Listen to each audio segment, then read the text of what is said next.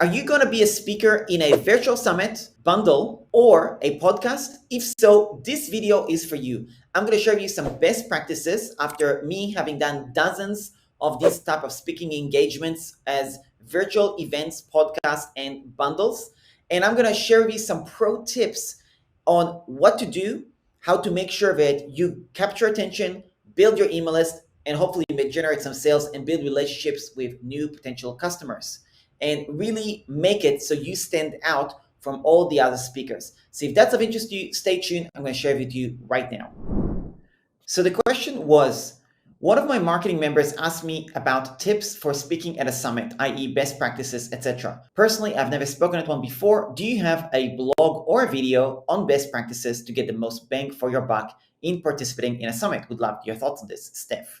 So Steph is in my tech support membership, and I want to give a detailed answer for her first. She's going to get this video right away. And then you're watching this video on my YouTube channel, which will be released, a little bit later after she actually sees this. Now, I wanted to cover this in detail because there is some good ways to do it, bad ways to do it, and I'll show you some pros and cons of different things. So before I share my screen and actually show you the different things, I gotta give you context. Because when you are doing a summit or you're participating in a summit as a speaker, you gotta understand that you are not the only one.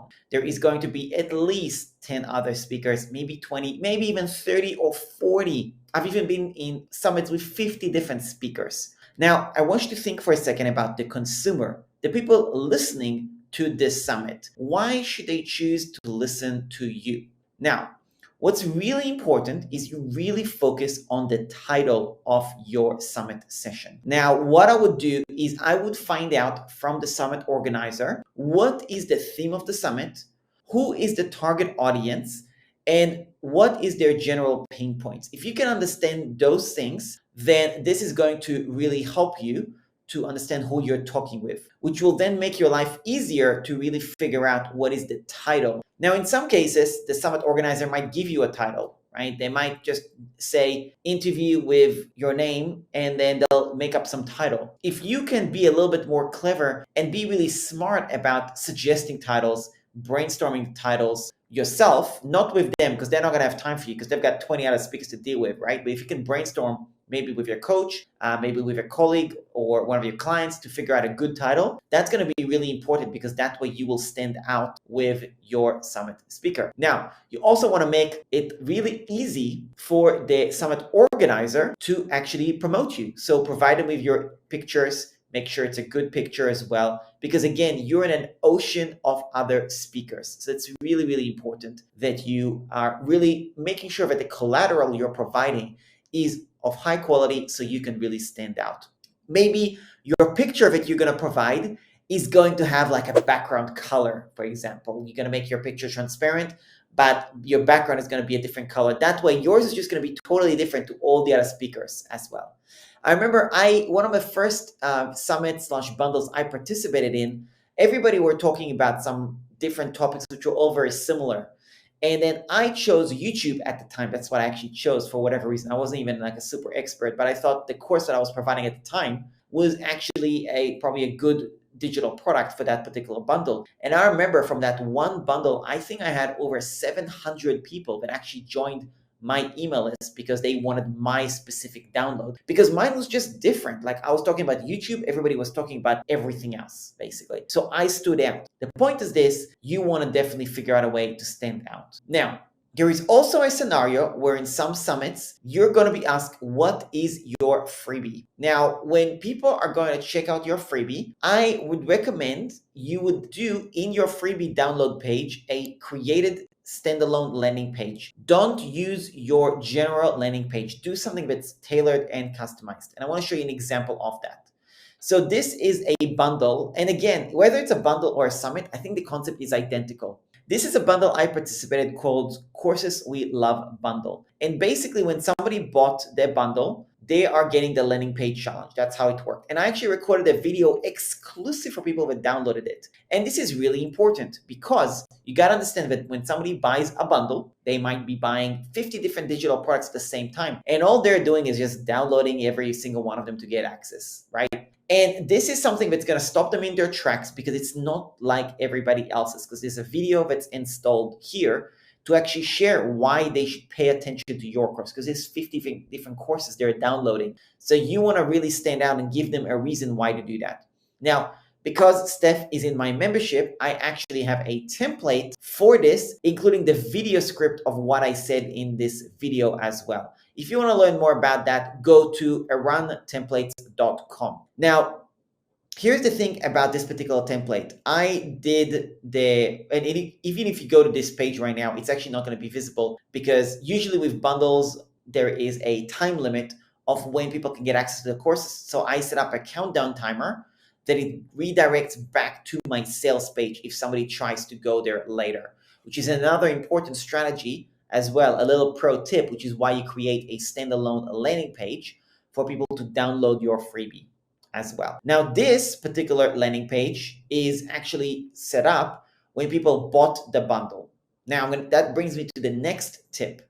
The next tip is you want to also offer a freebie as part of your summit session as well, because sometimes you can actually provide a digital product that you can offer as well at the same time, which is really important you actually do that, because number one, you as a speaker become more valuable to the organizer, and because they are increasing the value of their offer, whether it's the VIP package or just the free registrations. And therefore, you're gonna stand out as well, because your name is going to appear on the VIP upsell page, your name is going to appear on the registration page, things along these lines. People are going to see you more. Not all summit speakers contribute a digital product. So it's actually important that you do offer that, because that's how you also build an email list, because you're not going to build an email list by not giving a freebie. Okay. Now, sometimes the digital product you're offering is for the VIP package. Sometimes the digital product is for the registration. I recommend you offer something for both. And that's because it's going to increase the chances of the quality of your leads. It's also going, because you're going to have buyers, and it's also going to increase the chances of people actually downloading your freebie. Now, let's talk about actually preparing for the summit sessions. You want to find out in advance, how long is the session going to be?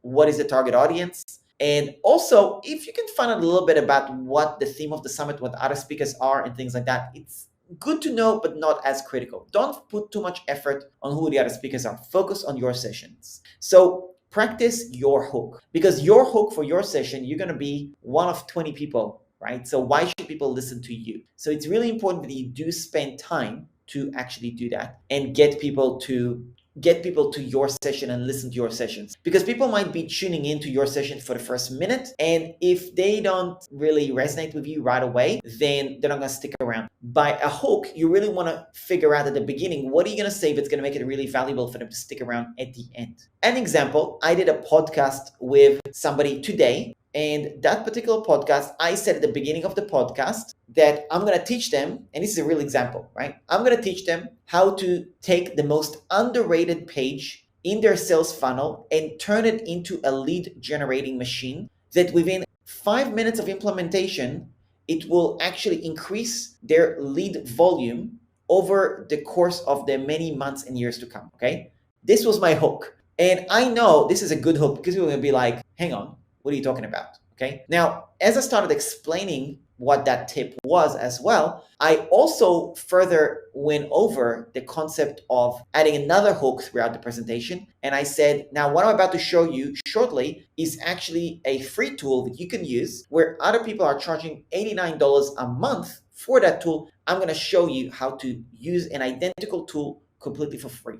Let me show you how it's done. And then again, it's a hook. So you got to figure out your hooks, especially in the summit, because you're going to have that competition with other speakers, you know? And I think that's really important that you really focus on getting that hook. Now, you're not going to be great at the beginning. I've now done like probably about, 20 different maybe summits, bundles, podcasts, at least 20, right? Like I'm being conservative. I'm sure it's more, maybe even 40 or more. But the point is that you get better and better and better. So there you go. That's my little tips for you for today. Great question. I'm going to show you a couple of bad examples of what not to do. So here's an example where somebody signed up to my freebie. This is a terrible thank you page. So somebody signed up for my freebie. Please check your email. Terrible. I didn't do a video. I was in a rush and, not a good idea. Do a thank you video. Somewhere around here, I'm going to show you a tutorial on how to do a thank you video as well. so you can check it out. And yeah, I think this is really important. So don't not do a thank you video. And also a little shameless plug, add a little confetti on the thank you page. Okay, this is another great way to stand out because not a lot of people have a confetti. You can create that by going to confettipage.com. So yeah, that's about it. Thanks a lot for watching. Hope you got value from this video. I will leave any resources that I've discussed as well below. And again, if you are in my templates and coaching membership, you will get this particular template, which is a bundle opt-in page template as well. And it's going to include the video script for what this video says and things along these lines, and also a checklist on how to set all this up. So that's about it. Steph, thank you so much for your question. I really appreciate you. And yeah, I'll speak to you soon. Cheers.